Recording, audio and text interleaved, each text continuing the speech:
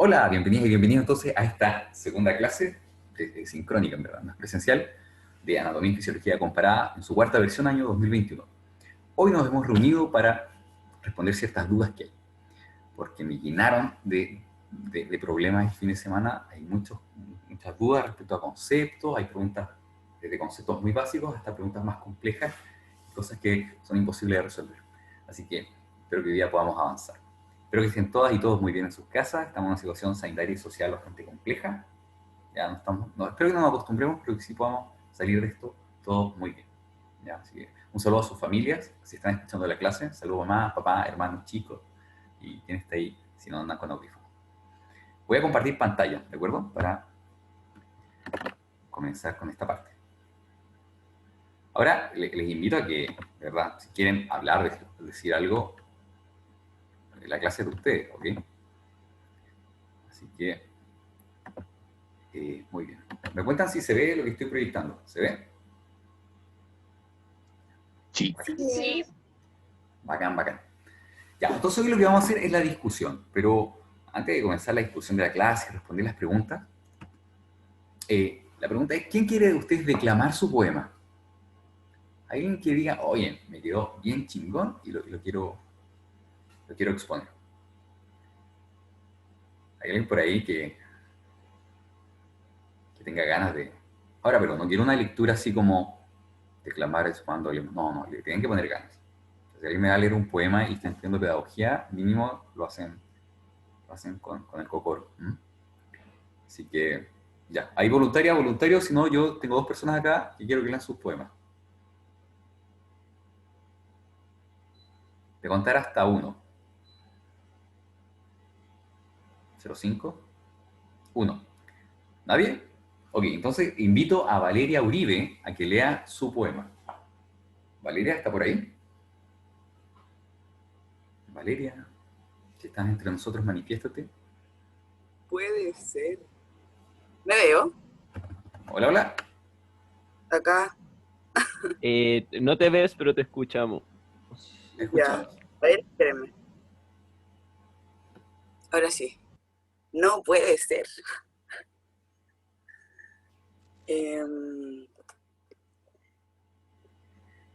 Ya. Voy a buscar el poema así porque no lo Ya. tengo. Mientras tanto, invito a que busque su poema Darinka González, que también nos va a leer con muchas ganas, con mucho entusiasmo, y nos va a alegrar la mañana con su poema. ¿Ok? Bien. ¿Está compañera?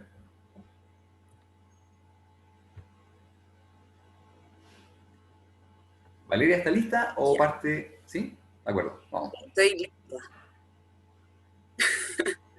Ya, mi Juegue. poema se titula De versos y evolución. Todo partió con las lenguas de piedra. Luego se descubrió la fosilización. El suelo indicó la presencia del cambio, la homología le dio la razón. Lamarck dijo que somos herencia, Darwin y Wallace que somos la selección, y yo digo que estamos en presencia de las teorías de la evolución. Tan, tan. Bonito. Aplausos, por favor. Oye, pónganle Gracias. aplausos, pónganle ganas. Sean buenos compañeros. Perdón, estaba muteado. Ok, muchas gracias. Gracias. ¿Notaron que fue como corto, preciso? Y sabes que yo me lo imaginé como una palla, así como guitarreado en septiembre. Eso conversamos con mis compañeras todo el rato mientras lo hacíamos, que no eran poemas, eran payas, básicamente lo que estábamos haciendo. Uy, Pero igual uy. es válido, ¿Sí? que Sí. sí, se cuentan como poemas. Sí, igual leí algunos y parecían freestyle, así como estos cabros que se tiran como en las plazas, así como teorema y toda esa gente. Ya, eran varios los leí como con violencia, así que también aplica. Muchas gracias, Valeria. Oye, y Darinka. Darinka también quiero que nos lea su poema. Muchas gracias, Valeria. Ya, acá estoy. Me parece que tengo el internet muy malo, pero lo voy a intentar. De acuerdo. Ya, yo le puse el poema Ballena Piernitas Cortas. Años en la Tierra han tenido que pasar para que estemos agradecidos a Darwin y Wallace, entre otros, por investigar. La ballena tan agraciada se vería con esas piernitas traseras que quién sabe si le serviría. Variabilidad, herencia y sobrevivencia diferencial es lo que conllevó al término selección artificial. que más bien era selección natural, pero junto a la mutación deriva y flujo génico nos permiten tener más información sobre nuestro origen ancestral. Si bien el término especiación claramente tiene que ver con la evolución, alopátrica, parapátrica o simpátrica, no todas requieren de una separación. Tan, tan. ¿Eh? Bonito, le metí otro concepto y partió con algo muy simpático con la mañana con patita. Que yo creo que algo muy, muy, muy bonito. Ahora, Sí, bueno, también me pasó que lo leía como paya. uy, uy, mira, vamos entonces, la próxima te hace una paya, en verdad van a ser lo mismo. Pero bien, muchas gracias, Darinka. Oye, bueno, no vamos a leer todo. Sí, si alguien quiere leer voluntariamente su poema. Somos todos oídos. ¿Hay alguien que esté muy orgullosa o orgulloso de su trabajo y nos quiera maravillar esta mañana? Lucía Cáceres dice, oh, qué pro, está buenísimo, un corazoncito, me enflorece. Ok, Lucía, ¿nos quieres contar el tuyo? No, yo no. ¿No? ¿No tiene ganas? Bueno. Oye, pero cierto que acá, de aquí no sale, así que... O sea, igual puede ser, pero es que en verdad no me quedó bien. No, eso no, esto es arte, así que no, a nadie le queda ni bien ni mal. Te puede llegar más al corazón o menos, ¿no? Pero, vale, te escuchamos, Lucía. Un aplauso, Lucía, para ánimo. Ahora es el show de Lucía, Lucía buscando su poema. Gracias, gracias. Ya.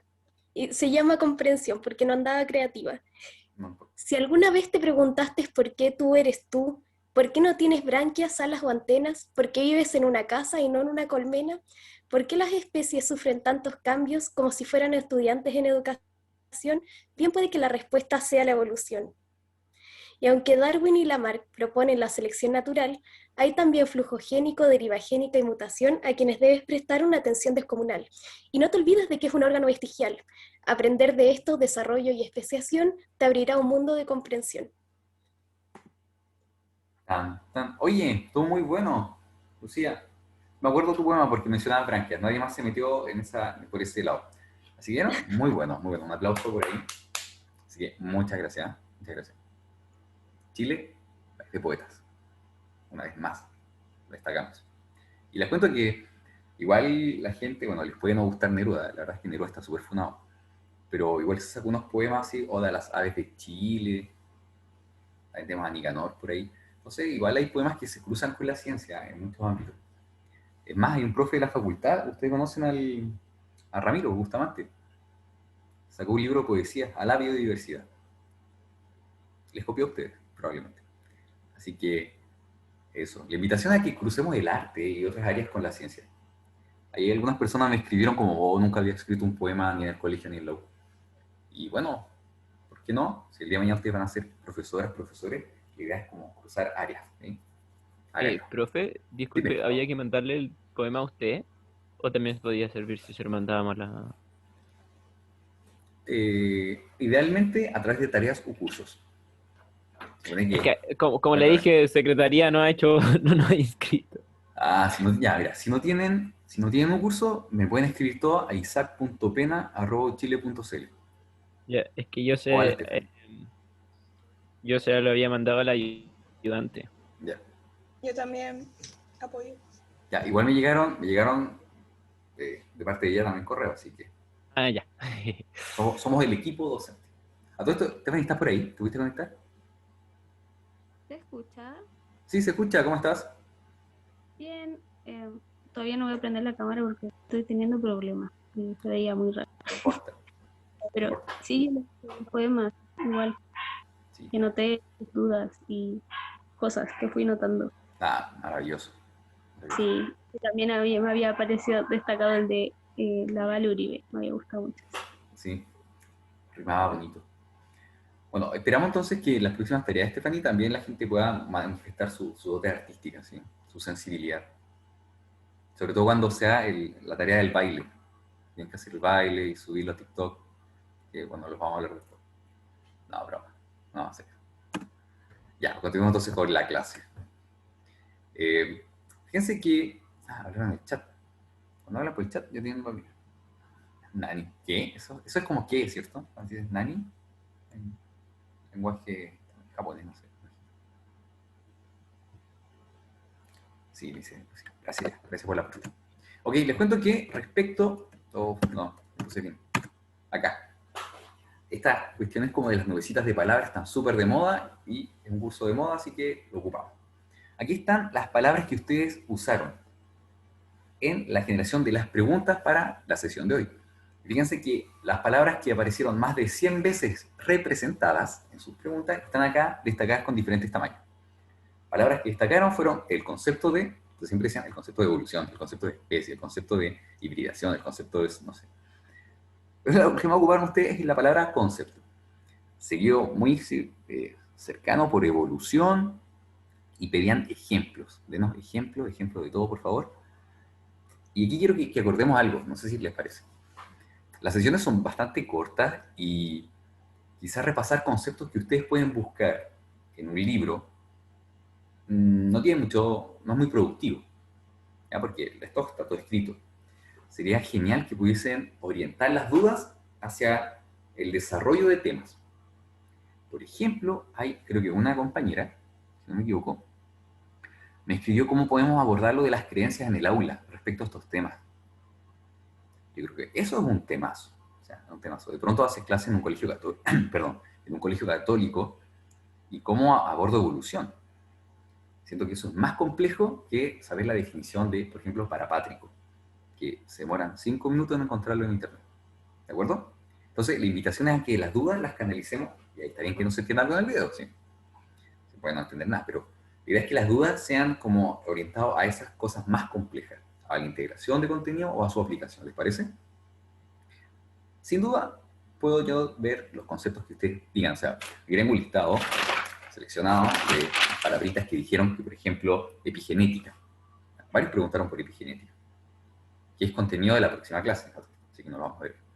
Pero eso, entonces les invito a que hagan preguntas que sean más complejas, más rebuscadas, para que podamos discutir también. ¿Les parece? ¿Sí? Ya, eso lo que harán, entiendo que es así. Atención, entonces nos vamos de lleno con responder las dudas, ¿no? Primero, cuando hablamos de especiación, creo que las dudas se centraron en especiación. No sé si es el tema difícil o lo que menos explique. Quiero preguntarle a ustedes, ¿en qué curso se ve especiación?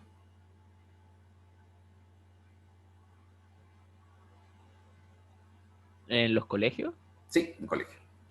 En la materia de primero medio se habla sobre genética y un poco de evolución, así que debería ser entre primero y segundo medio, ¿no? Sí, muy bien. Primero medio. Primero medio. Ahora bien, las bases curriculares y los programas de estudio no dicen que debes hablar de especiación parapátrica, simpátrica, ¿de acuerdo? Aunque cuando te dicen enseñas especiación es de lo que uno debería hablar porque más vamos a hablar de especiación. Entonces, en primer lugar, tener muy claro el concepto de especie, porque si vamos a hablar de especies, debemos saber lo que es una especie. ¿Y alguien me puede decir alguna definición de especie? Rápidamente. Vamos, por un 7. ¿Alguien me puede decir? Ah, ahora sí, lo piensan. Por 10 lucas.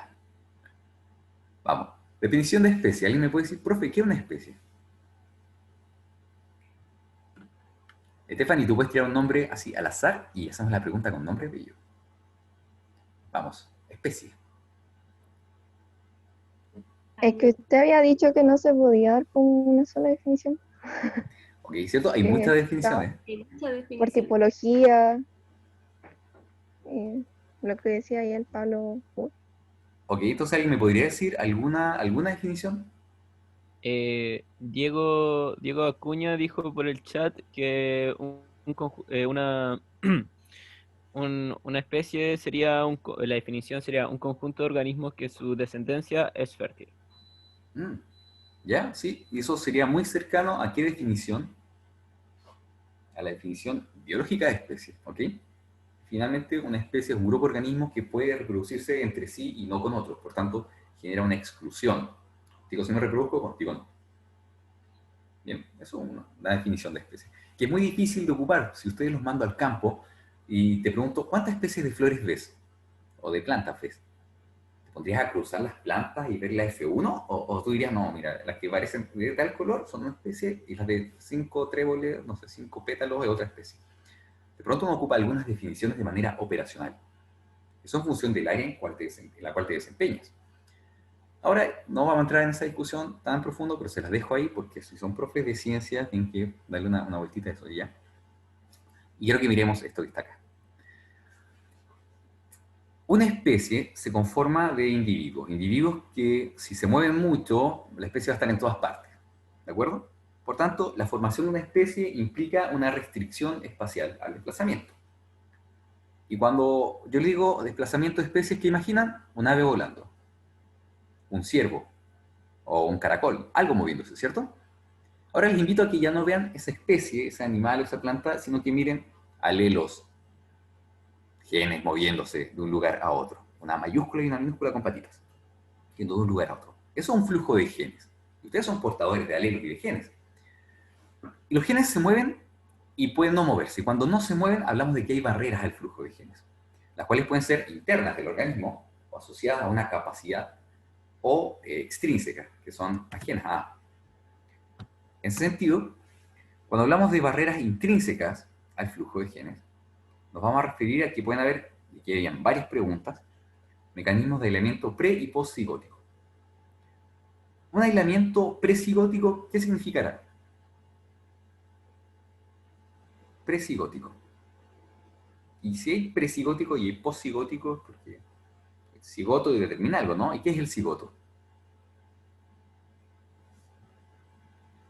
¿Qué es el cigoto? Por ahí. ¿Qué es el cigoto? Ya, sabemos que si juntamos... A ver, ahí les decía algo. El organismo que se forma después de la fecundación. Súper, ¿cierto? Es esta primera célula, la cual confluye el espermatozoide, este lóbulo, ¡pum! Cigoto. Se crea la vida, en verdad, no podemos decir eso, porque no tenemos idea ni siquiera qué es vida. Pero bueno, el cigoto. Fíjate que sí, existen mecanismos que impiden la formación de un cigoto y mecanismos que actúan después. Por tanto, la generación de una especie va a estar determinada por eso. ¿Alguien me puede decir algún mecanismo de aislamiento precigótico?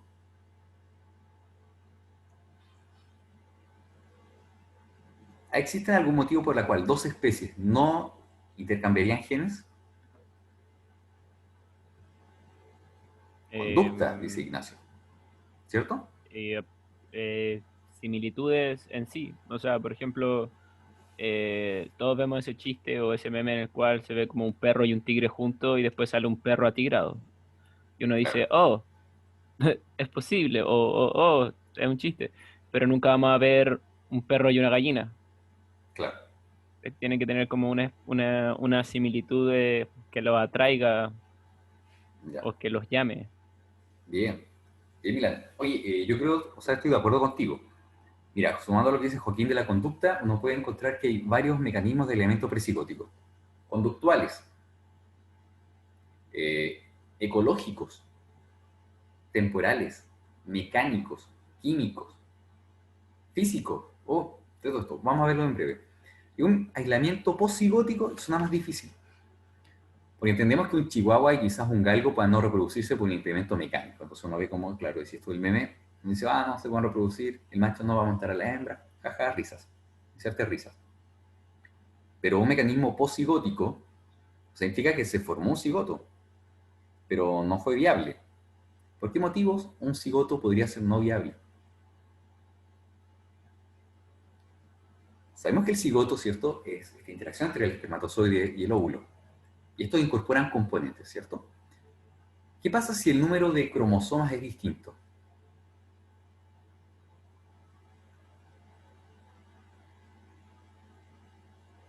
Por ahí en el chat, a ver. El número de cromosomas distinto se aborta, dice Lucía. Claro. Ahora no sé si... Yo diría que no hay. Cuéntame. Que no hay cigoto. No hay cigoto.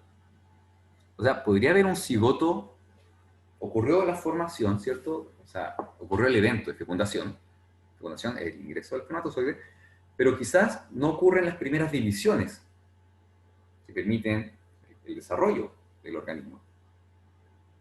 Entonces, podría formarse un cigoto, pero podría no sobrevivir.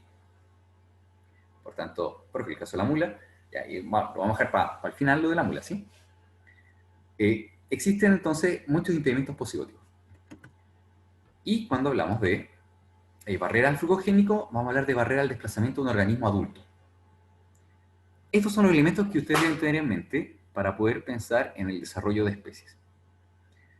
Muchos me pidieron ejemplos, así que aquí anoten si quieren ejemplos. Atención, y de esto no hay diapo. Así que esto queda solo entre nosotros, y voy a borrar el audio en el video que se suba, para que solamente los presentes lo sepan. Existen en el norte de Chile salares y existen lagunas en el altiplano que fueron formadas después que grandes lagos, extensiones de lagos, se secaran. Entonces tienes parches de lagos.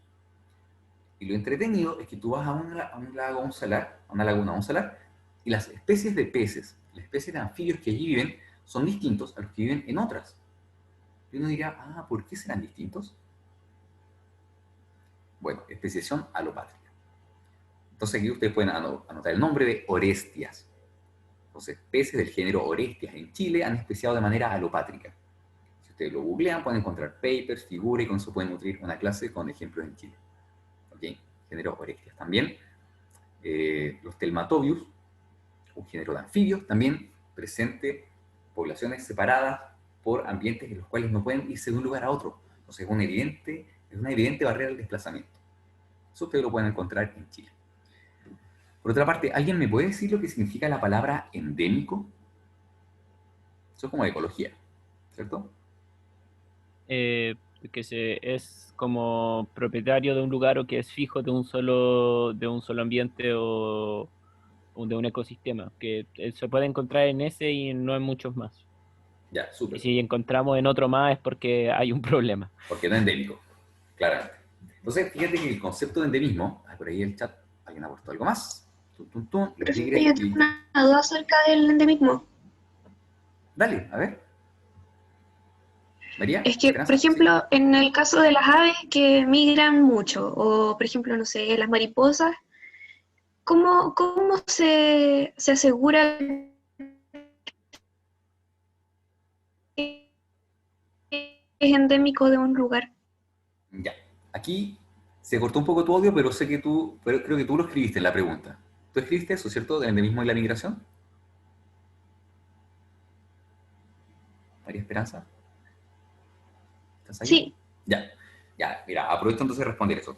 Cuando hablamos de endemismo, como bien señalaba el compañero, nos vamos a referir a una especie que posee un rango de distribución que está muy acotado a un lugar y se conoce ese lugar. Por ejemplo, ubicas los quillayes o los quillay, el quillay. El quillay es una especie de planta, la Quillaja sí. saponaria, y sabes que solo se encuentra en la zona central de Chile.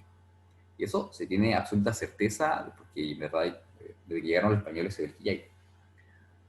Es más difícil saberlo cuando son aves que tienen una capacidad de desplazamiento mayor. A pesar de ello, se sabe la existencia de aves que son endémicas. Por ejemplo, el picaflor de Juan Fernández es endémico, adivina de dónde, sí, de Juan Fernández. La turca, el tapaculo, la chiricoca, son endémicas de Chile, Chile central. ¿Cómo se sabe? Bueno, la verdad es que hay mucha gente que registra la presencia de las aves en todas partes. Y eso básicamente apunta al hecho de que son especies muy carismáticas, que mucha gente observa y mucha gente hace demasiado tiempo atrás registra presencia o ausencia. Por eso se puede tener certeza. De la misma forma que se puede identificar la migración.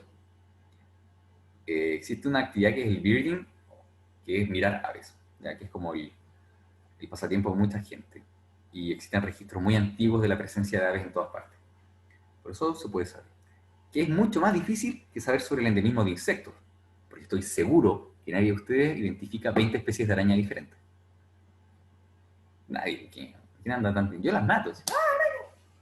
Nadie está muy atento a, es otra especie de Loxosceles leta. Salvo un amigo que vive en el norte que identifica especies. ¿Ya? Entonces, que dejemos claro, el endemismo aborda una distribución espacial específica, y el endemismo puede ser endémico de la zona central de Chile o endémico de Sudamérica. Cuando hablamos de endemismo, generamos de manera arbitraria una delimitación espacial. ¿Ok? Puede ser, por ejemplo, una especie endémica de Sudamérica es el espino. El espino, o Acacia caven, ustedes solo lo encuentran en Sudamérica y no en otra parte del mundo. Por tanto, es una especie endémica de Sudamérica. ¿Hay alguien? El chat está lleno de comentarios. Tatiana dice la ROC, que es la red de observadores de la... ¿De qué? ¿Alguien me puede decir lo que era la ROC? Ah, de Chile. Ya, la ROC, esa gente como que se junta y observa. ¿Ok? Ah, y existe, claro, Kevin habla de las aplicaciones de eBird para señalar entonces cuando uno observa aves. Eso con la pregunta respecto al enemigo. Entonces ahora hacemos un poquito y atención con este esquema. Fíjate que tenemos en azul una especie, tenemos en amarillo otra especie, y uno de repente dice, ok, si bien el amor es más fuerte, el amor no lo puede todo cuando hablamos de biología. En este caso, por más amor que haya, de pronto puede haber un aislamiento de hábitat. Por ejemplo, si una especie de lagartija vive en bosque y la otra vive en desierto, pero solo en desierto, no va a haber posibilidad de contacto. Si una especie se reproduce, por ejemplo, en otoño y otra en primavera, que es el segundo punto, no va a haber contacto. Si una especie se reproduce haciendo un ritual, que no hace ese ritual la otra especie, no va a haber contacto porque hay conductas distintas. ¿Se dan cuenta? Por tanto, aunque exista la posibilidad de reproducción entre especies muy cercanas, basta con que hayan algunos elementos que hagan que estas segreguen en el espacio, en el tiempo, finalmente en la reproducción. Si hay un intento de reproducción, que es lo que se ve aquí en el centro, un intento de apareamiento, pueden existir a posteriori algunos impedimentos que son posigóticos, como por ejemplo, que están asociados a este apareamiento, por ejemplo, el aislamiento mecánico. ¿Saben ustedes cómo se identifican las especies de arañas? A través de la genitalia. Es decir, algunas especies de araña tienen un aparato reproductor muy similar o encaja con su individuo de su especie, que es muy distinto al de otro grupo. Y por tanto, a través de la observación de los genitales, los expertos dicen, ah, esta es una especie de araña y esta es otra, a pesar de que tú las ves muy parecidas. A ese punto llega el aislamiento mecánico.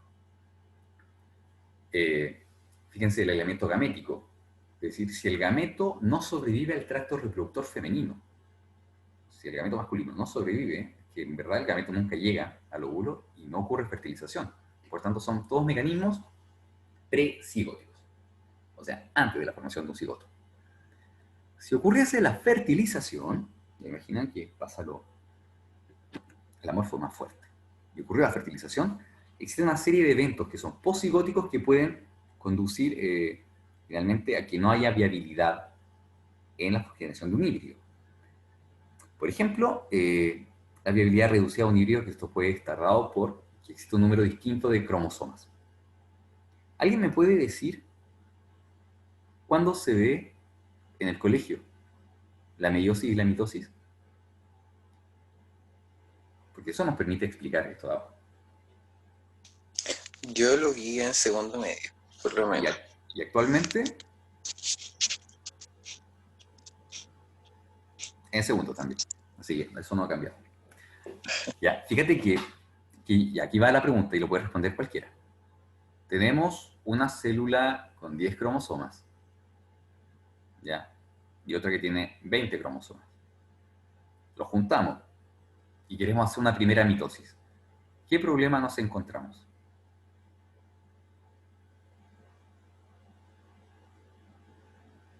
¿Podríamos hacer mitosis? ¿Podríamos hacer meiosis? ¿Qué pasará con los rasgos del individuo?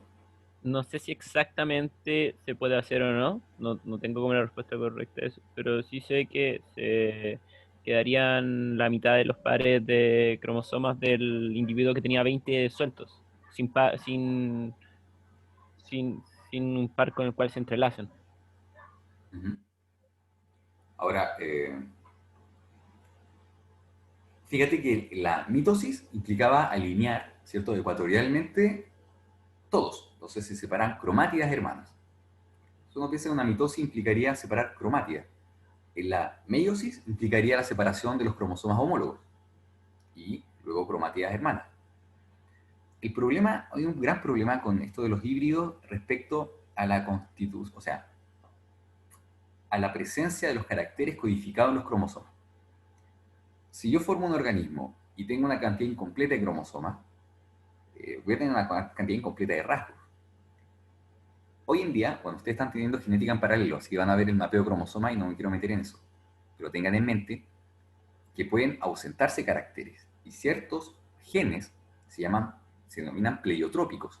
Y cuando un gen es pleiotrópico, codifica múltiples rasgos en un organismo. Por tanto, en la ausencia de alguno de los cromosomas, lo que nos va a generar, más allá de la mitosis, porque uno debería haber un problema serio en meiosis, y por eso se generan híbridos infértiles, la ausencia de genes pleiotrópicos determina que se desarrolla un organismo incompleto. Y un organismo, por ejemplo, sin sistema circulatorio, no sirve. ¿De acuerdo? Luego, fíjense, dice fertilidad reducida y luego dice como el breakdown de los híbridos. Eso apunta también a la ausencia de ciertos genes. ¿Ustedes conocen algún gen que sea fundamental? ¿O alguna proteína que sea fundamental para el organismo? De la cual, si yo sustraigo de que el organismo no pueda vivir.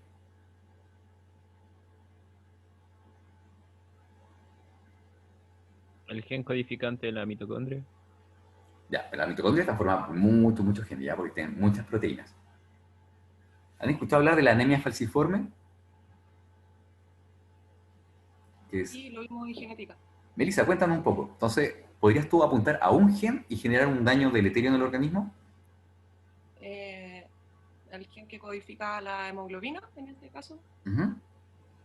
Que, bueno, en el caso de la anemia falciforme era una... No sé exactamente qué problema, pero la hemoglobina tenía un cambio en estructura que no permitía que los glóbulos rojos tuvieran la estructura correcta y por lo tanto se generaba esta condición de la anemia falciforme. Claro, entonces, muchas gracias. En ese caso, entonces, un gen puede generar un efecto que es dañino. En muchos casos del metabolismo, que es más fisiología, vamos a ver más adelante, una falla puede estar compensada por elementos de las vías metabólicas. O sea, los procesos son tan robustos que una ausencia en algún elemento puede estar compensado por otro. ¿Bien? Pero a veces pasa que no. Que es como lo que tú dices, que lo que ocurre es esta disrupción en los híbridos, o este quiebre en los híbridos, en donde no pueden vivir. Por tanto, si se dan cuenta, para que dos especies distintas o muy cercanamente emparentadas se crucen y puedan formar híbridos fértiles, es muy poco probable. Muy poco probable. Aquí habían muchas preguntas que espero haber respondido. No sé si alguien tiene más dudas de esto. Pueden preguntar, contar un chiste, lo que ustedes quieran. Yo tengo una duda, que no sé si lo voy a hablar más adelante, pero tiene que ver con el aislamiento presicótico, pero con lo que mencionaba en la clase de la impronta. No entendí qué era la impronta. Ya. No me quedó tan claro. Súper, Melissa, porque no lo iba a tocar, así que bacán que lo hayas mencionado. Mira, muchas veces los animales, sobre todo los animales, tienen conductas muy particulares durante la reproducción. Por ejemplo, y te lo digo con aves, ya que por ahí noté en los comentarios que hay gente que gustan las aves, la filopatría. Filopatría es como el amor a la patria, es como volver a mi tierra natal, ¿ok? Eso es la filopatría. Entonces, Melissa, de momento que tú quieres ser madre, vuelves a tu tierra natal a tener hijos, no en otro lugar, porque sientes un amor por tu patria, ¿ok? Esa es la filopatría. Entonces uno dice, bueno, ¿y cómo se da la filopatría? Básicamente los organismos detectan en el ambiente señales que le dicen, oye, este es mi lugar y aquí uno se reproduce. Entonces ahora tú eres un insecto que está en una planta, que nace en esa planta y percibe que la planta es el lugar donde se debe reproducir. Y se impronta. Esa es la impronta. Es la adquisición de información que da cuenta del lugar donde debe reproducirse. Eso se adquiere de manera innata y lo que permite es perpetuar un sitio de nidificación o un sitio de reproducción de manera transgeneracional. Entonces ustedes han visto en los documentales cómo los salmones remontan por los ríos y van a los lugares donde nacieron a reproducirse. Pero el salmón lo anotó en alguna parte. No. El salmón adquirió como las características químicas del ambiente y las buscó y las volvió a encontrar en su adultez. ¿Eso qué relación tiene con la evolución o la especiación? Si tú eres una especie de mosquita que está siempre en una planta y de pronto te improntas con otra planta, por algún motivo X, lo que va a hacer es que tú reproductivamente te separes de tu grupo parental, de tu linaje original, y ahora te relaciones reproductivamente en otro ambiente. Lo cual, si se dan cuenta, podría provocar una especiación de qué tipo, si coexisten pero se reproducen en diferentes partes. Coexisten. Simpátrica. sim, que significa junto a. Por tanto, la impronta es súper, súper importante. Por ahí María José dice, ¿es una atracción química? Sí, María José. Pero más que atracción química, es un vínculo que se establece entre el individuo y el lugar que hace que éste prefiera ese lugar para reproducirse. ¿Ya? Por ahí en la literatura hay ejemplos de mosca, en ciertas especies de árboles, hay mucho escrito. Esto de la filopatría, saben que genera grandes problemas en conservación, porque hay especies que son filopátricas y vuelven siempre a la isla donde nacieron. Entonces imagínate que eres un ave que vuelve a la isla y esa isla está llena de turismo, intervenciones en la costa, y cada vez tu sitio de nidificación se achica más y más y más, ¿no? Aquí ya la impronta asociada a esta filopatría no está conduciendo a una evolución, sino que lo que está haciendo, claro, que menciona las tortugas, bien podrían ser las tortugas un ejemplo. En este caso, la filopatría no te favorece. Okay. Yo vi un caso en un documental de Disney Plus que es Ajá. como nacido, se llama Nacido en China. No me acuerdo cómo se llama la especie, pero claro, como que tenían, tenían como, se fecundaban como en una zona y después todas las hembras como que migraban como a otro lado y hacían un viaje como de meses y llegaban a tener las crías justo con el momento que tenían que tener las crías, tenían las crías y después se devolvían de nuevo a que fueran fecundadas. Mira, bueno, hay cosas así maravillosas, raras, y muchas veces asociadas como a la concepción del ambiente. Uno mira el espacio donde habita, donde está en un laboratorio ahora, y uno tiene una percepción, ¿cierto?, que es visual, olfativa a veces. Pero tenemos que tener en mente que los animales no ven a través de nuestros ojos. Un perro ve todo en olfato, o sea, ve manchas de olores, ¿cierto?, percibe olores, patrones de olores. Las aves no ven en 3 colores básicos, sino que son tetracromatas. Las aves ven el ultravioleta. Entonces, donde tú ves un muro blanco, un ave puede ver una mancha generada por un color que tú eres incapaz de percibir. Por tanto, nuestro mundo sensorial no es el de otros animales. Y la impronta está muy relacionada con esa capacidad distinta que poseen ellos de comprender el mundo. Hermoso y desconocido. Bien, continuemos. O sea, si tienen más preguntas, las tiran. Esto es así. Yo no vine a hacer un monólogo. Así que muy bien, gracias Melissa por tu pregunta. Pero tírala. No me queda tan claro. Esto de la impronta es algo que ocurre como en el proceso de desarrollo. O sea, yo me impronto como con mi medio ambiente, según donde crezco, según donde estoy. Exacto. Entonces es completamente variable. O sea, si yo saco de su lugar a una especie y la desarrollo en otro lado, se podría improntar con otra cosa completamente distinta. Sí, un gran ejemplo de ello, mira, el año 73, 1973, aparte del golpe, hubo premios Nobel, y el premio Nobel de Medicina lo compartieron 3 tipos. Ya ni me acuerdo los nombres, pero eran todos así como estos alemanes clásicos con tirantes, con nombres así como Konrad Lorenz, Timbergen y no sé cuánto más, no me acuerdo del tercero. Y uno de ellos se ganó el Nobel por estudiar la conducta de las aves en relación a cómo las crías eclosionaban del huevo y se fijaban en una figura materna. En este caso, la figura materna era él. Y hay imágenes de este gallo caminando por el campo, incluso nadando, y los patitos lo siguen. Y él estudió la impronta respecto a la figura materna. Entonces, tal como tú consultas, en efecto puede haber una impronta hacia una figura de manera experimental, algo distinto.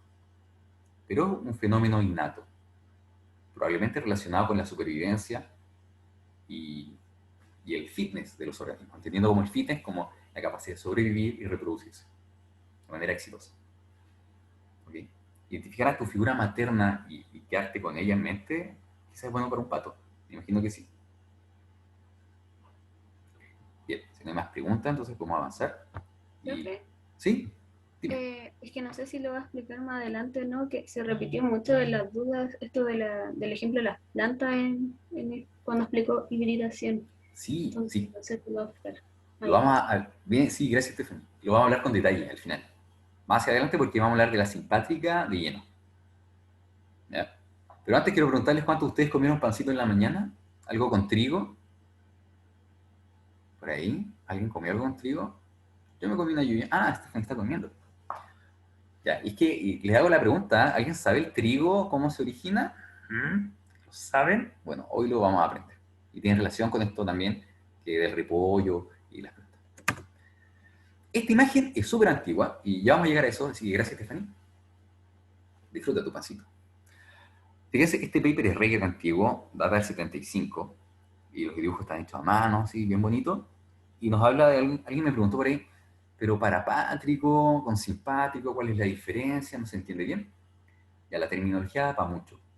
Pero quiero que miremos esto con cierto detalle. Ahora, este autor ocupa algunos términos que no son empleados hoy en día, ¿ya? Para que estén como atentos. Y esta presentación se las voy a dejar, así que no se vuelvan locos dibujando, porque esto se va a subir. En primer lugar, tenemos que tener en mente qué significaba alopátrico. ¿Alguien me puede decir a qué hacen alusión diferentes tipos de especiación? Porque hay alopátrico, parapátrico, simpátrico. Alopátrico era que existía una barrera geográfica entre los individuos y por esa razón se generaba como la especiación. Ok. Gracias, mira. El término alo es súper empleado en biología. Por ejemplo, alóctono. Ejemplo, alopátrico. Ejemplo, alotetraploide. Ejemplo, no se me ocurre otro ejemplo, esa no sé que se ocupa. Alo significa otro. Entonces, alopátrico es otra tierra, otra patria. Alguien quizás quisiera ponerle matria, ya, pero está muy antiguo, así que no, eso no aplica. Sin se ocupa mucho, una raíz griega que significa juntos. Entonces, por ejemplo, simpátrico, junto es la patria. Sinapomorfía, forma derivada compartida. ¿Ya? Sin, juntos. Para, al lado de, por ejemplo, los parazo, que lo vieron en zoología, me imagino. Entonces aquí, fijémonos en la imagen, dice alopátrico, arriba dice tipo 1A, al lado dice tipo 1B. Eso ya no corre, nadie lo pescó, fue esto una propuesta teórica. ¿Y qué nos dice? Que aquí dice alopátrico 1A, y conforme ascendemos se refiere a que va a estar separado la población en dos grupos por una barrera, y que tras el tiempo se podrían generar, y la expansión de su rango de distribución, se podrían generar entonces dos grupos. Como Milan mencionaba, es Milan, ¿cierto? No Milán, Milan. Sí, Milan. Ya, mira. Como mencionaba, es una barrera. Ahora, una barrera no quiere decir que va a surgir una cordillera o un río, porque puede hacer alusión a dos fenómenos. Uno, que es, bueno, evidentemente el surgimiento de una cordillera, así como en el Mioceno, o un lago o un río, pero también, o la desecación de un lago en dos partes, pero también puede hacer alusión a un proceso de dispersión, es decir, que una población a través de un proceso de movimiento de individuos, coloniza otra parte. Por tanto, la alopatría puede estar referida a dispersión, ¿sí? O a la disrupción de su ambiente. Eso es conocido como vicarianza. Vicarianza, cuando ve. Vicarianza. Está relacionado entonces con esa separación. Cuando dice alopátrico 1B, si se dan cuenta, dice ampliamente simpátrico a alopátrico. Y es que si en el extremo del rango de distribución ocurre la especiación alopátrica, es difícil saber si lo que está ocurriendo ahí fue algo parapátrico o no. Se dan cuenta que al lado dice especiación parapátrica, dice tipo 2. Y vemos que también existe en el borde del rango de distribución un fenómeno donde se está generando otra población. Hoy en día, si ustedes ven una población animal o vegetal, difícilmente pueden saber qué tipo de especiación ocurrió, porque vas a ver el producto final. Por tanto, estas son propuestas teóricas que dan cuenta de cómo se desarrollaron las poblaciones. ¿Ya? Y es un ejercicio mental. Alopátrico, totalmente distinto de simpátrico, pero el parapátrico está ahí, entre ambos. Si se fijan, existe una amplia posibilidad de que los mecanismos de aislamiento reproductivo hayan generado una especiación en el borde de un rango de distribución, que eso hace la alusión de lo parapátrico. Simpátrico se refería a que las poblaciones se generaban dos especies coexistiendo en un mismo ambiente, en simpatría. Y eso está peludo, está muy difícil. ¿Alguien me podría decir cómo se pueden generar dos especies en un mismo lugar sin mediar aislamiento geográfico, ni por vicarianza, ni por dispersión? Difícil. ¿O no? ¿Qué opinan? No los escucho. ¿Habrá por ahí alguien que me puede decir cómo formar dos especies coexistiendo en un mismo ambiente?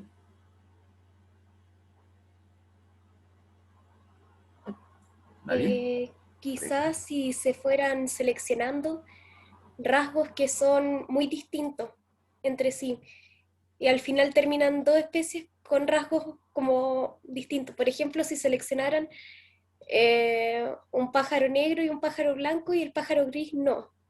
Entonces ¿Ya? terminaría una especie blanca y una especie negra, pero nada gris entre medio. Súper. Muy bien, Lucía. Yo te pondría un 7 psicológico. Así, ahora ya. ¿Y eso me puedes decir Sí. cómo se llama ese tipo de selección? No, ya no me acuerdo. Ya te voy a dar 3 opciones. No, te voy a dar 4. Atención. Opción A, selección direccional. B, disruptiva. C, mitosis. D, todas las anteriores. Disruptiva. Muy bien, disruptiva, ¿cierto? Entonces, una selección disruptiva en donde se seleccionan los espectros extremos de un rasgo. En este caso, claro, tú podrías pensar que dentro de una población, si sobreviven, porque son seleccionados positivamente, dos colores muy distintos, podrían generarse dos especies distintas. Es un caso súper hipotético porque además debemos asumir que no va a haber interacción reproductiva. Porque si se siguen cruzando, ¿saben lo que va a ocurrir ahí? ¿Saben? Flujo génico. Entonces, si hay flujo génico entre las poblaciones, no va a haber especiación. Acuérdense, hay flujo génico que va a estar limitado de manera intrínseca o extrínseca. ¿Vale? Así que muy bien, muy bien. Ahora, fíjate que el caso que nos propuso Lucía está difícil, una selección disruptiva, o sea, en la teoría está súper bien, pero en la práctica está difícil. Está difícil que ocurra porque selecciones disruptivas a documentar con aislamiento presigótico o posigótico hay que cumplir con un checklist de muchos requerimientos. Por tanto, se torna poco parsimonioso. ¿Recuerdan el concepto de la parsimonia? Pocos pasos lógicos. Así que aquí el tema que nos complica es el flow, ¿sí? El flujo. Aquí hay mucho flow, ¿sí? Ya tú sabes. Y bueno, esto resume de lo que ya hemos visto, ¿no? Que hay una expresión que es alopátrica y otra que es simpátrica. Si alguien tiene dudas, que hable ahora ya. Que aquí no hay preguntas tontas, aquí estamos todos aprendiendo. ¿Sí? ¿Hay alguien que no le haya quedado claro o tenga una duda respecto a algún elemento visto o mencionado? Profe, a mí me quedó un poco la duda de como los tipos de selecciones, la selección estabilizadora, direccional, disruptiva, como que comprendo la idea general, pero no como lo que las diferencia. Ya. ¿Qué vamos a hacer?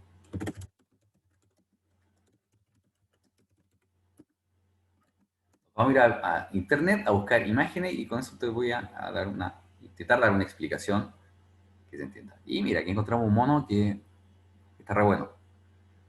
De una página que desconozco, pero no me importa porque me interesan los monos. ¿Ya? Aunque haya sido Wikipedia, no me importa. Ya. Fíjate que nos da 3 casos y nos habla de la disruptiva, estabilizadora y direccional, que es lo clásico que ustedes van a encontrar en los textos.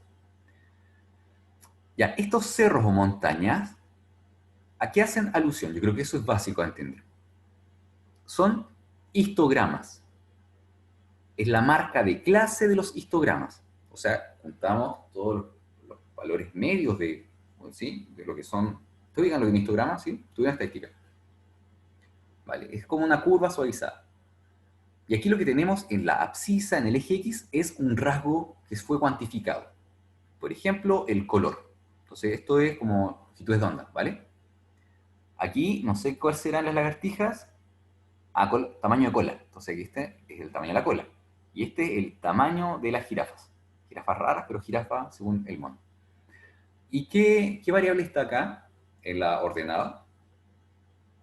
En el eje Y, como diría mi sobrina de 3 años, que está pegada al Discovery. Cantidad. Cantidad, ¿cierto? La frecuencia. Porque esta es estadística frecuentista.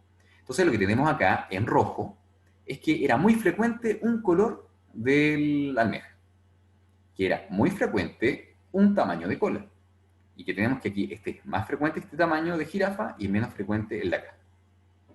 Esta es una distribución normal, esta aparentemente normal, y esta es como binomial, o normal con un sesgo.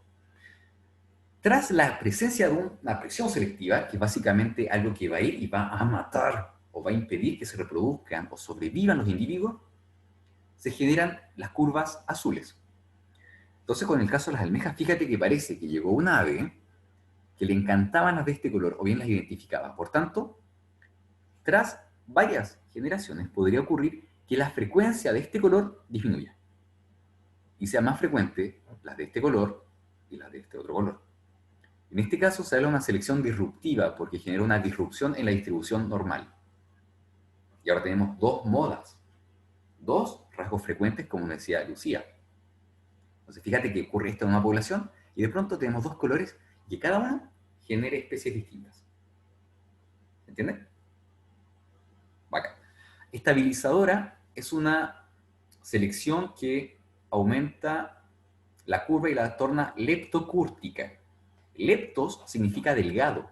Y la curtosis va a ser alusión a cómo se establece la forma. Entonces, una curva leptocúrtica es más delgada, aquí, en esta parte de la distribución, y se acentúa en la moda. ¿Te das cuenta? Y es porque aquí quizás les va muy bien a las lagartijas que tienen este largo de cola. Quizá muy larga, esto te lo digo así como por inventar algo chistoso, muy largas, son muy lentas, muy chiquititas, son muy, no sé, malas para saltar. Corren mal por aerodinámica. Entonces una distribución, una selección estabilizadora selecciona aquellos rasgos que estaban en la moda. Acá. Entonces, ¿alguien me podría explicar lo que sería la direccional? Por ahí. Vamos, profesores, profesoras. Díganme, ¿cómo sería direccional? Sería una selección que selecciona rasgos que están concentrados en un extremo de la curva. Claro. De alguna forma genera un desplazamiento, y ahí uno puede ocupar como las palabritas de estadística, las sacas de bolsillo, de tu mochila, y dices que genera un cambio en la moda del rasgo más frecuente. O sea, genera un cambio en la moda o modifica la frecuencia de los rasgos, desplazando la curva, generando un sesgo. Porque cuando las curvas están con modas en un extremo u otro, son curvas sesgadas, no normales. Entonces, esta es una perspectiva súper estadística de la selección natural. No sé si Mila, si quedó como claro hoy el tema. Bacán. Y gracias, Melissa, por tu aporte y Mila, por la pregunta. Volvamos a la presentación. Y nuevamente, oye, si alguien tiene dudas, comentarios, porfa, háganlo. ¿No? Por ahí, en el chat. ¿Podría ser ayudado por el mutualismo? Diego, por favor, haz la pregunta. ¿Podrías hacerla verbalmente? Como explayarla un poco, porque está demasiado interesante la relación. No sé si... Sí, era por el tema de cuando usted preguntó si dos especies pueden convivir en un mismo ambiente. Era precisamente en ese momento. Ya. Entonces el mutualismo, como ambas son ayudadas, va a prevalecer el incremento, o sea, si incrementa una especie, eventualmente va a crecer la otra porque, o sea, se ayudan entre sí. Entonces yo preguntaba si es que eso es evidente o no, o pasa o no.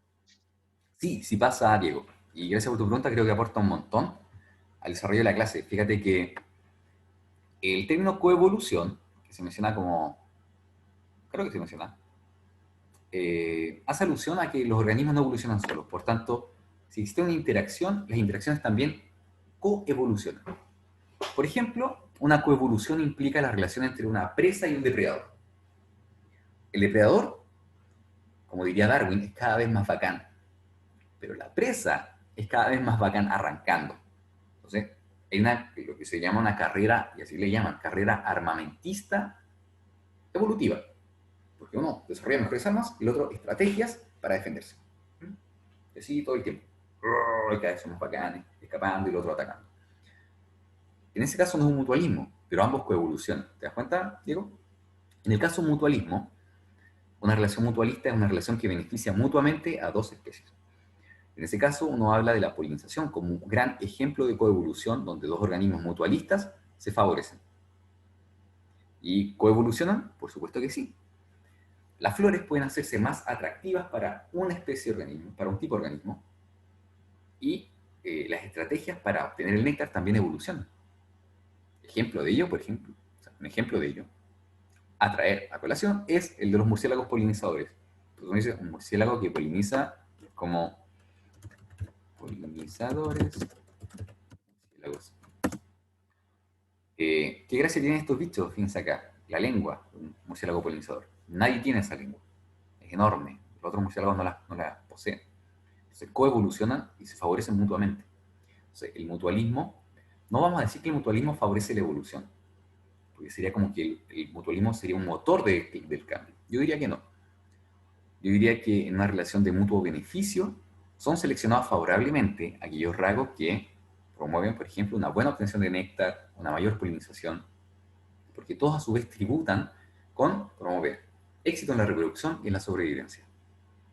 No sé si se entiende, Diego, pero por ahí. La respuesta. Digo su nombre de chat. Sí, sí.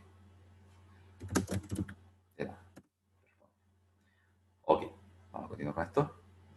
Pam, pam, pam.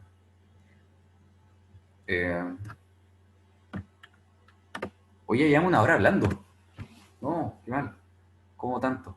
Ya, especiación alopátrica, entonces le dije dispersión o vicarianza. Eso quedó claro, ¿cierto? Puede haber una disrupción del ambiente o bien un proceso de migración. Ejemplos clásicos como las drosófilas, por ejemplo, especies, diferentes tipos de drosófilas, colonizan diferentes islas del archipiélago hawaiano. Van avanzando paso a paso y en cada isla desarrollan estructuras o rasgos particulares. ¿Y qué pasa en cada isla? Actúan de manera diferencial. Empieza con fuerzas y termina con evolutivas. Se llaman las fuerzas evolutivas. Muy bien. Especiación parapátrica. Y aquí hubo varias dudas, así que ojo con este ejemplo. Aquí se muestran unos bichitos que especiaron aparentemente de manera parapátrica. Entonces uno tiene que el rango de distribución es bastante extenso latitudinalmente y se encuentran unas sucedidas de otras. ¿Cómo se explica esto? Es la heterogeneidad ambiental.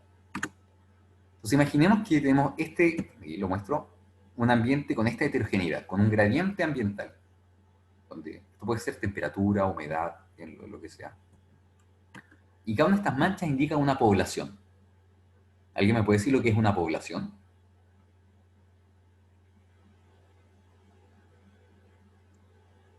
Una población en ecología. Conjunto de especies.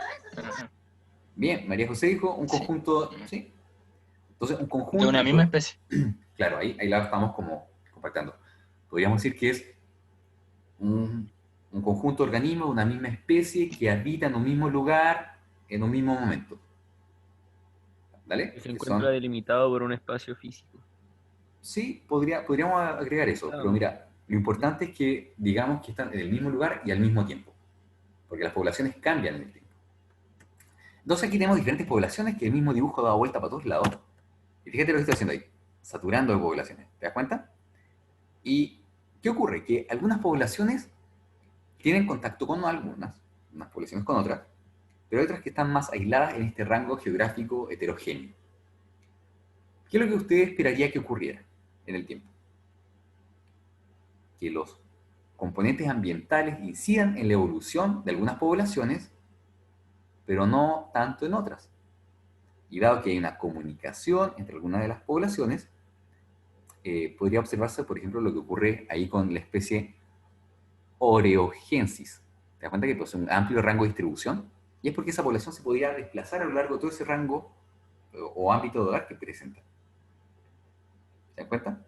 Entonces, ante una heterogeneidad ambiental, la presencia de poblaciones que no están conectadas pueden sufrir procesos de especiación distintos a los del resto de la especie en su rango de distribución.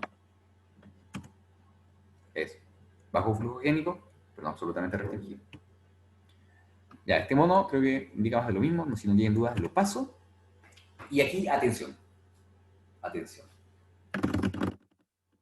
Primero les quiero comentar que la editorial Nature, que está acá abajo, dice Nature, tiene recursos de educación.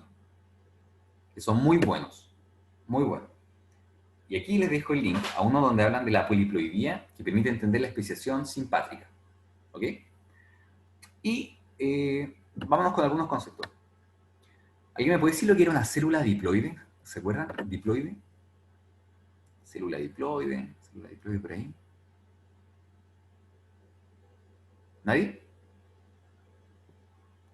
Son células, no sé qué concepto es correcto usar, pero que tienen una copia de un mismo cromosoma en todo su conjunto de cromosomas. Hay un par génico, par cromosómico. Ya. Ahí quizá, gracias Melissa por tu participación. Te está ganando el mazo 7. Sí. Bueno. Oye, bien, pero sabes que muchas veces hay más de un alelo. Nuestra visión mendeliana, que ya venimos tomando el colegio, quizás la van a corregir en curso de genética un poco, es que hay muchos alelos. Ponte tú, el color de las palomas estaba como por 6 alelos distintos, hay muchos locus, es como una locura. ¿Ya? No todo es tan mendeliano. Cuando hablamos de una célula que aquí está dicho, ¿no? Que es diploide, inmediatamente les invito a pensar en haploide. ¿Alguien me podría decir que es una célula haploide? Para poder armar quizá la definición de diploide.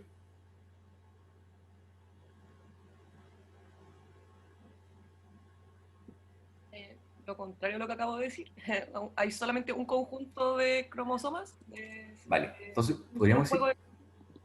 Bien, ahí me gustó más porque hablaste de estos juegos de cromosomas. Podríamos decir que solamente hay un par de cromosomas, o sea, solo hay un elemento del par de cromosomas homólogos. Entonces, volvamos a la idea de la fecundación del cigoto. Está el espermatozoide, está el óvulo, ¡pum!, llegan y se reconstituyen, porque el espermatozoide es haploide, el óvulo es haploide. Se juntan y ¿qué restituyen? La diploidía. Y es que cada uno aporta, en el caso del ser humano, 23 cromosomas, ¿cierto? Y se forman 23 pares de cromosomas. Teniendo eso súper claro, entonces ahora podemos mirar recién la imagen de acá y decir que esta es una especie diploide. ¿Están claros que es diploide? Tiene un par de cromosomas. O sea, del papá de la mamá, del papá de la mamá. Hay un proceso que se llama la ahí dice endorreduplicación, como la endoduplicación en verdad, que consiste en duplicar todo el genoma. En este caso, es como que si una célula de ustedes, que tiene 46 cromosomas, por algún proceso fallido en meiosis, generara el doble de cromosomas. ¿Cuántos cromosomas tendrías si presentaras el doble? ¿El doble 42? 84. No, pero tenemos 46 cromosomas, no 42. 42 es el trigo. Tenemos 46 cromosomas, ¿cierto? 92. 92 cromosomas. Entonces imagínate una célula humana con 92 cromosomas. ¿Esa personita se podría reproducir algún día? No. No, es infértil. Salvo que se reproduzca con otra persona con esa condición genética. Entonces, ahora imagina, anda calculando la probabilidad de tener espermatozoides con el doble de tu carga génica y que te reproduzcas con una persona que te guste, que te lleves bien, que tengan intereses en común y que tengan un hijo y que esa persona tenga la misma composición génica en sus óvulos. La combi completa. Todo. Lo pides todo en uno. Entonces está re difícil, ¿cierto, Milan? Es como, qué poco probable. Sin embargo, este proceso de duplicación del material génico, seguido por una reproducción, es muy viable en organismos que son hermafroditas. Entonces, no tienes que ir a buscar a alguien que tenga tu problema génico en los gametos, sino que tú mismo lo tienes por doble. Eso puede ocurrir. Entonces, imagina el caso, este es un caso que se llama la autopoliploidía, que implica generar una duplicación del material génico y te reconoce desde entonces como una especie de autotetraploide. Otro caso es que de pronto tú eres un híbrido. Hola, soy un híbrido infértil, mi papá es una especie, mi mamá es otra, pero soy infértil. Infértil porque no hay nadie con mi constitución génica, salvo que yo duplique mi genoma y me reproduzca conmigo mismo. Y eso es un alotetraploide. Veamos un ejemplo de esto. Para que se entienda bien, lo vamos a ver con el repollito. Pero antes con el trigo. El trigo que ustedes conocen es hexaploide. te vuele la cabeza. ¿Cómo se formó el trío? Entonces tú tienes que viajar en el tiempo y pensar que hay dos especies que tienen 14 cromosomas. Dos especies con 14 cromosomas, bien, se cruzaron. ¿Cuántos cromosomas tiene el hijo? 14. Cada uno aportó 7 cromosomas, ¿vale? Entonces tenemos aquí a Triqui, no voy a leer ni el nombre. Tenemos esta especie de acá, que se cruza con la especie de acá, y da un híbrido de 14 cromosomas.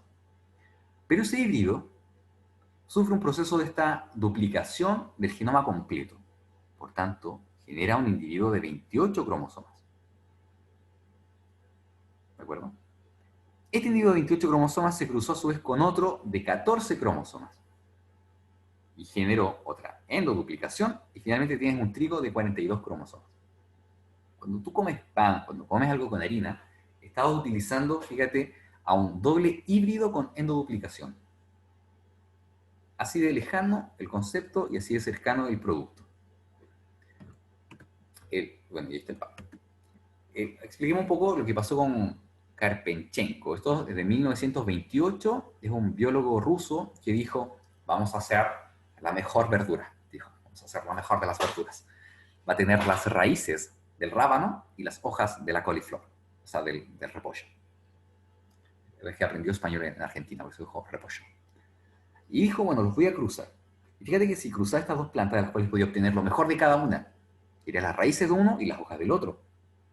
Entonces, el ráfano, que es el rábano, y la brásica, que es el repollo, cada uno tiene 18 cromosomas. Por tanto, ¿cuánto aportan sus gametos al hijo? Solo 9 cromosomas. ¿Estamos de acuerdo, cierto? Célula haploide aporta 9 cromosomas. Y generó este híbrido estéril. No sirve una planta estéril, si quieres reproducir y tener como la verdura ideal. Y lo que ocurrió, aquí es magia.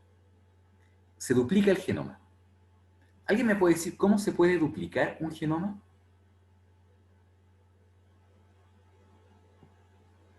¿Por un error en la mitosis? Mitosis no. Está muy cerca. Cámbiale unas letras. Meiosis, muy bien.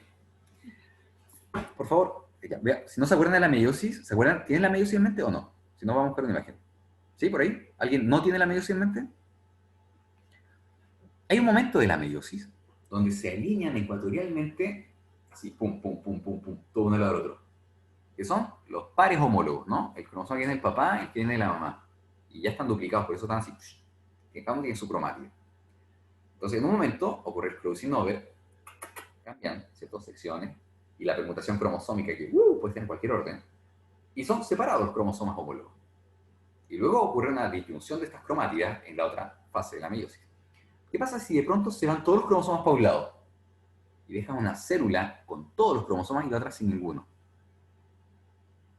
Lo que generas es una célula, un gameto que tiene una dotación cromosómica completa. Si tú tienes un óvulo, en tu caso, chiquillas que están acá presentes, si tienes un óvulo con 46 cromosomas, eso es, no con 23, sino con 46. Y de pronto tú eres hermafrodita y te puedes reproducir contigo misma, y tus espermatozoides también tienen 46. Ahí lo que ocurre es la duplicación de la dotación cromosómica completa. Y no es magia. En plantas pasa muchas veces por frío. El frío induce este proceso. Tanto así que es muy, muy, muy común la especiación simpátrica en plantas, debido a la generación de descendencia que no se puede reproducir con los parentales, porque tienen dotaciones cromosómicas duplicadas. ¿Se entiende? Hay una droga que puede hacer esto en animales. Se llama colchicina. Bien. De hecho, la colchicina no se recomienda que la consuman mujeres que están embarazadas o van a tener hijos. Y se ocupa en investigación para detener células en estados meióticos, porque inhibe el funcionamiento del citoesqueleto asociado al desplazamiento de los cromosomas. ¿Vale? Entonces uno podría inducir esto experimentalmente con frío, con drogas, pero ocurre en la naturaleza. Y la especie, entonces, que fíjense que es un anfidiploide, tiene 36 cromosomas, que es básicamente el hijo estéril que duplicó su cromosoma, o sea, su dotación cromosómica, a 36. Y se generó esta nueva especie y familia, Raphanobrásica, que lamentablemente tiene las hojas del rábano y las raíces del repollo. Y eso es real. Así que hasta ahí yo le super experimento. Vamos rápido. Radiación adaptativa es un concepto que también sacaron a colación y básicamente quiere decir que se expande la diversidad de un grupo. Explota la diversidad. Por ejemplo, en este esquema abajo vemos que dice mamíferos. El grosor del esquema da cuenta de la cantidad de grupos, o sea, de organismos, ¿no? Los taxas. Y de pronto se expande. Esto, chiquillas, chiquillos, es una radiación adaptativa. La expansión de un grupo. Alguien preguntó por ahí, muy interesante la pregunta, si siempre la diversidad de especies tendía a expandirse, o si también se contraía. ¿Alguien puede responderle eso a la compañera o compañero? A la luz de los que saben, a la luz de ese esquema. ¿Siempre los organismos aumentan? Yo diría que ambas.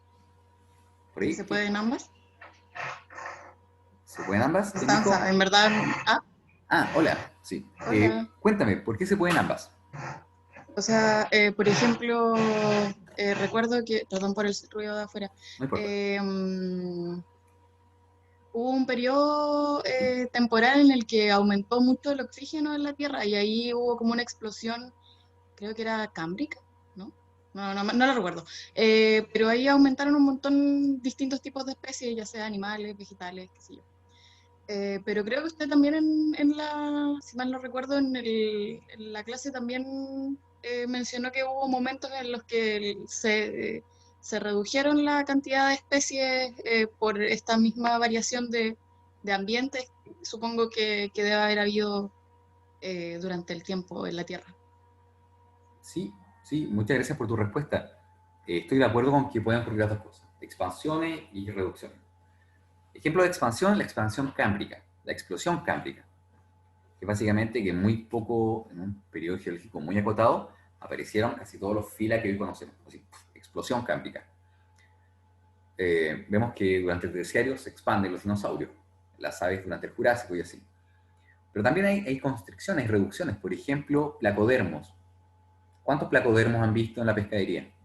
Ya no hay placodermos, se acabaron, fueron, nos mató el hombre. Entonces hay grupos que se reducen, hay grupos que desaparecen, ¿sí? Para que hablar de los dinosaurios, que podríamos decir que se diversificaron en aves. También las grandes extinciones han jugado un papel. Por tanto, la diversidad se expande y se contrae.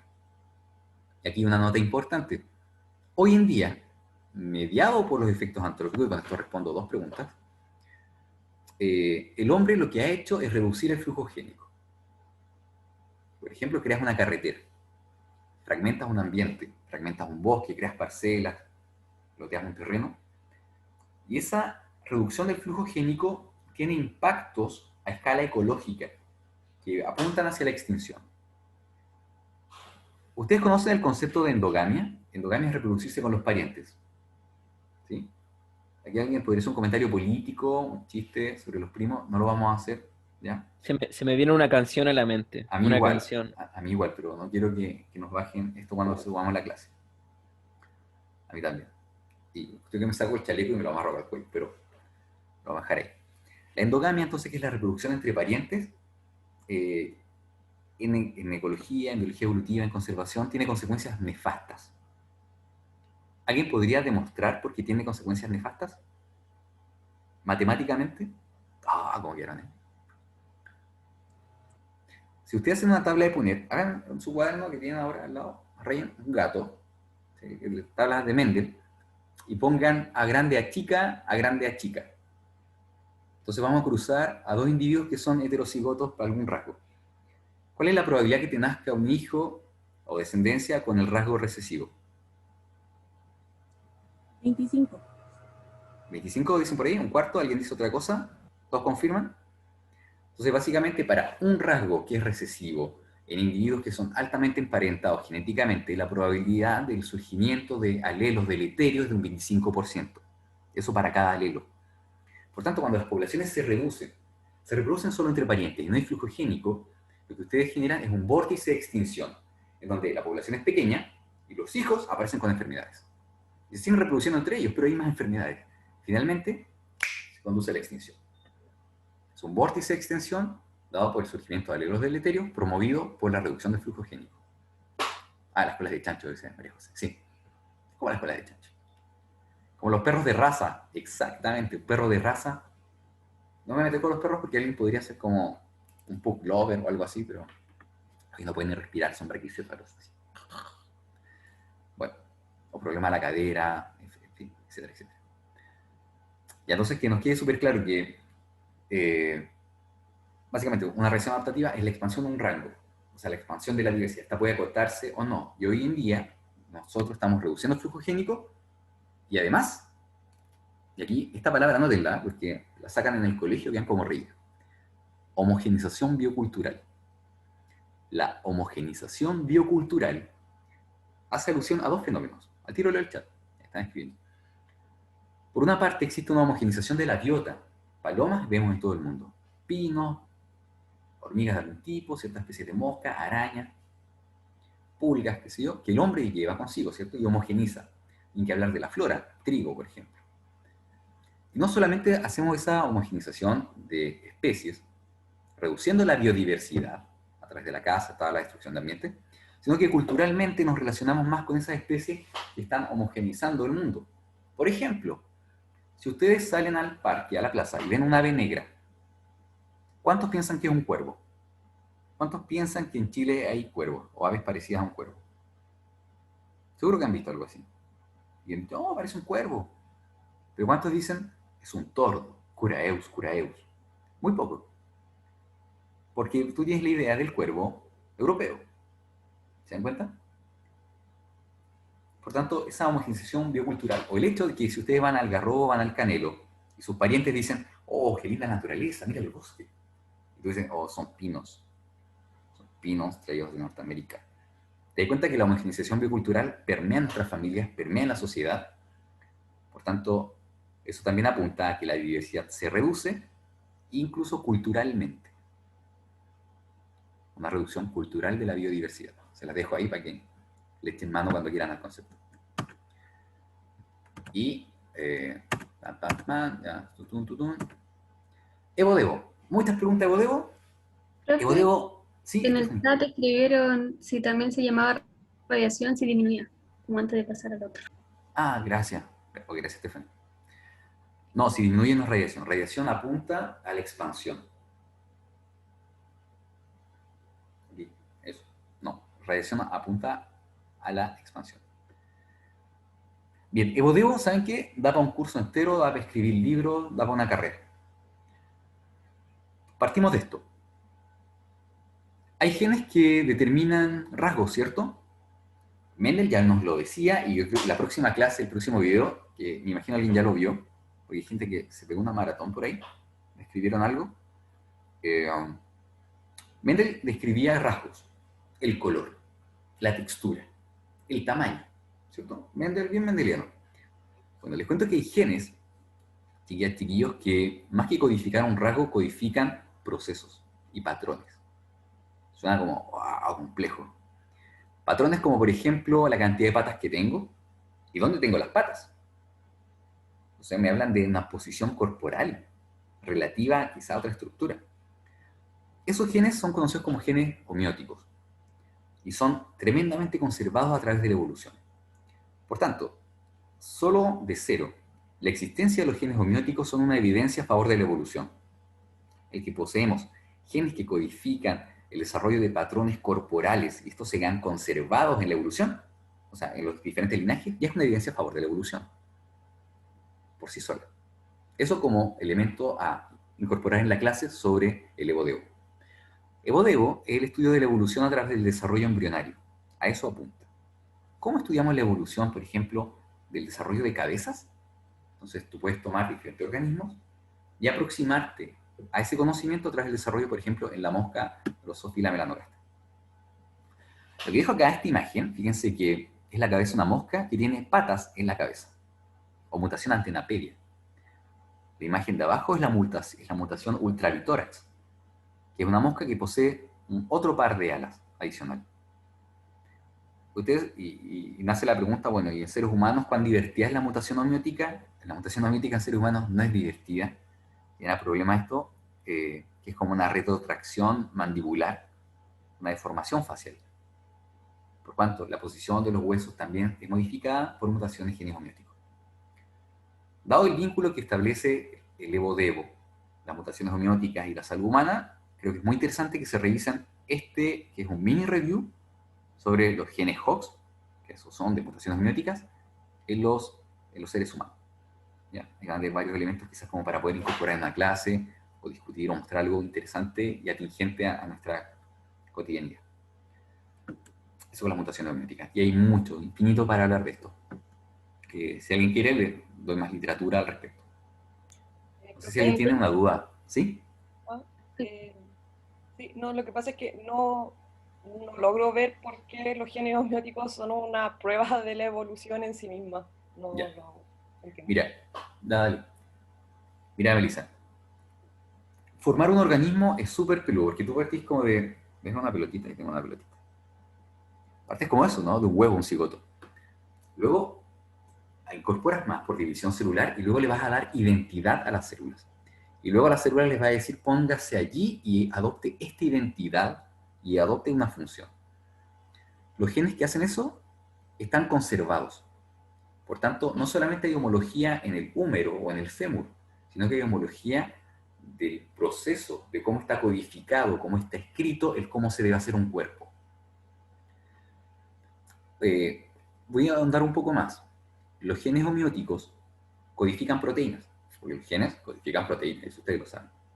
Las proteínas que codifican son factores de transcripción, es decir, esto es como, atención, tenemos un gen que codifica una proteína, y esa proteína hace que se codifiquen otros genes. Entonces son genes que están arriba, regulando un proceso de expresión de muchos genes. Genes que determinan la identidad de las células. Y esos están todos conservados. Por tanto, no solo que estamos hechos de los mismos huesos, sino que los mecanismos moleculares más internos, más profundos de la formación del organismo, son conservados. Eso es cuático. Por muy distinto que seas con una mosca, los genes están conservados. Genes con nombres súper raros. De hecho, ¿alguien por aquí conoce Nintendo? ¿Sonic? ¿Ubicás Sonic? Existe el gen Sonic. De hecho, se los puedo presentar. A ver. ¿Cómo? ¿Qué dijo? El gen Sonic. Mire. El gen se llama gen Sonic Hedgehog. Hedgehog, ahí está. Y es porque el tipo que descubrió este gen lo identificó en una mosca que tenía unos pelos parados para atrás. Entonces imagínate como un japonés haciendo un laboratorio, un estudiante, diciendo, oh, esto parece un Sonic. Y le puso al gen Sonic Hedgehog. Y Sonic participa en la formación de tus dientes, de tu sistema nervioso, de tu cerebro. Y así le pusieron Sonic.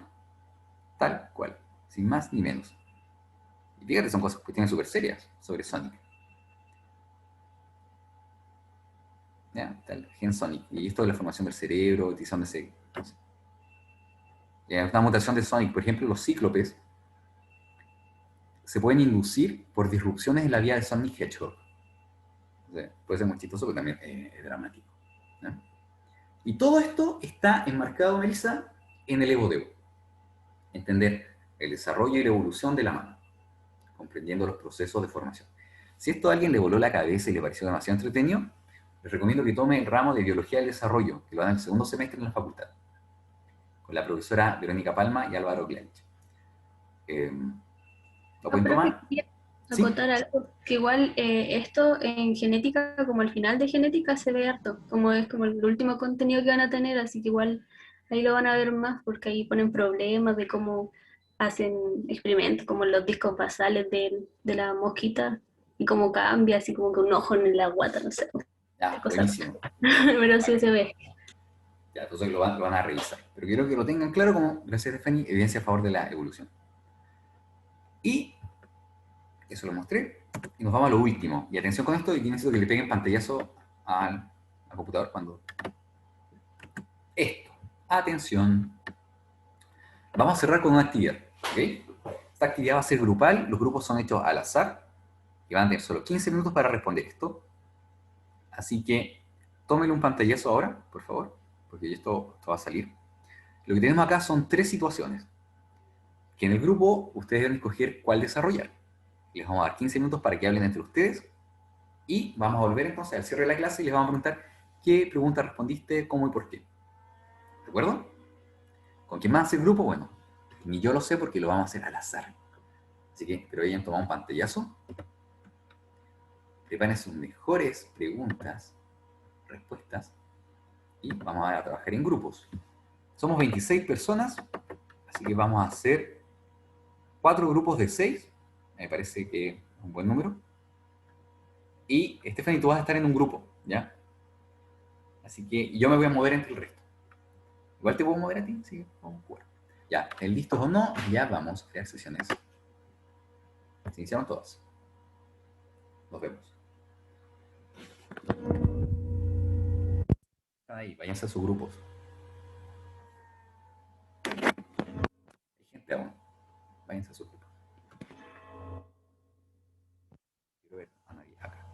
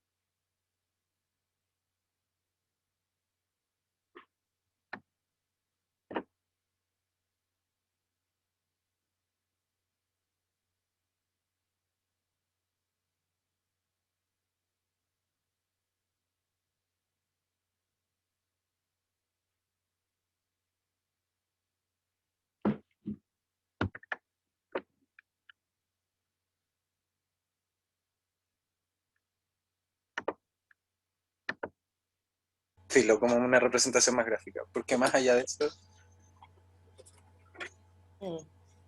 Igual, o sea, tú estás hablando de representar los cromosomas de una forma diferente. Igual en número eres tiene muy distinto. El perro tiene 78 y él tiene El gato 38. 38. Sí, es mucha la diferencia. wow. ¿Se quedaron con la 1? Hola. Hola, profe. Sí, estamos en la 1. Ya. Ah, ¿había que elegir una de las 3? Sí, sí, una de las 3. Estamos en la 1. Vamos respondiendo. Bueno, mucho éxito entonces. Gracias. Les abandono. ¿Alguna duda? Está bien, ¿cierto? Está claro. Sí, vamos a ver las otras igual. ¿Cuáles son las otras? Que no igual no cachamos. ¿No le dieron pantallazo? ¿No? Ya, voy a leer. Yo tengo algunos. Ahí. Sí, dale con las dos, pues. A ver.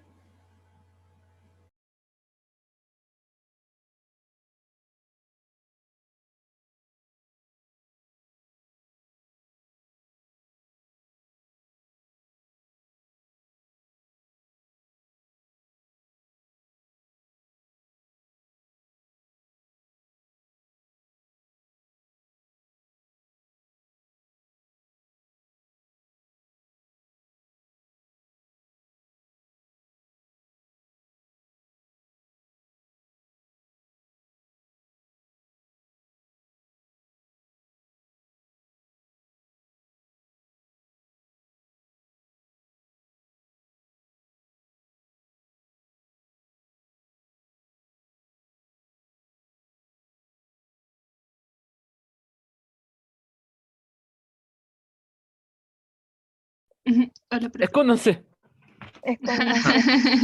Silencio. No se escucha. Está muteado, profe. Está muteado. Profe, no se escucha. No, sí sé que está No. muteado, solo me voy a Ahí sí. equivocar. Oye, Prim, El profe nos insultó así. ¿La 1 o la 2? muteado. Ah, no. ¿La 1, la 2, la 3? Pero sabemos que la 1 no. Porque creemos que va a ser como uso popular de esa, entonces queremos tocar las otras 2. Ya. De acuerdo. Tienen poco tiempo, así que éxito. Pero, profe. No sé si tienen dudas. La idea es que lo hagan aterrizando el lenguaje, aterrizando el contexto siempre, ¿ok? Esa creo que es la gracia de la pregunta. Esa es la dificultad. Bueno, Utilizando los conceptos. la idea es que aterricen los conceptos. Por ejemplo, si haces el de la feria, dicen, no, cacerita, estos tomatitos son puros. Entonces tú entras ahí con la bola de, son puros y te pican. Es que ya tenemos spoilers de la clase 2, entonces como que... Oh, ya. Pero no, vayan a poco. Ya, les dejo. Ya. Chao, profe. Nos vemos, profe. Entonces, como